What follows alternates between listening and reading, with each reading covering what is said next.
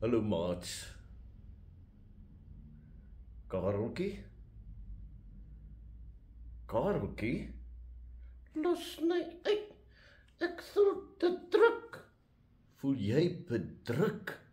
Ja, Kareltjie, maar ek ken jou nie so nie. ja, niemand ken my nie. Ag, shame Kareltjie, maats, ek vond wat is fout met hom vanmôre. Ek sal jou sê. Sê my asseblief Kareltjie, want dit lyk nie goed nie, hoor. Ja, dit is nie. Nou, wat is fout, Kareltjie? Niemand hou van my nie. Hou niemand van jou nie? Nee, niemand nie. Nou, hoe so, Kareltjie? Nee, weet nie. Hulle gooi my net weg. Ek sit thuis alleen my broodjie en eet. Ja? En dan kom gooi hulle nog my brood op die grond. Nee, dis nie reg nie. Ja, ja, hulle stieslik met my. Hulle kyk my so en dan sê hulle, gaan weg. Gaan net weg.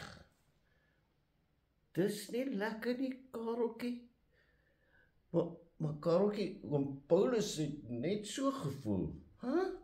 Want Paulus van die duivel. Ja, oom Paulus van die Bybel, maats. Hy het op die einde van sy lewe, nê? Toe hy al baie oud is. Ja, toe het hulle hom binne in 'n tronk gesit. Dit tronk. Ja, Maats, maar dit was nie 'n lekker tronk, dit was so 'n gat in die grond. Dit was nat en koud daar binne. ja, Niemand het vir hom kos gebring nie, in elk geval nie van die tronkpersoneel nie. sis. Ja, hy het daar gesit, daar was net so 'n gat in die dak gewees. Ja, As mense daar verbykom, dan het hulle daar so 'n stukkie brood uit deurgegooi en dis maar wat hy geëet het. regtig. Ja, of hulle het so 'n bakkie water vir hom in laat sak, maar dis sy vriende wat dit gedoen het. Regtig. Het hy dan vriende gehad?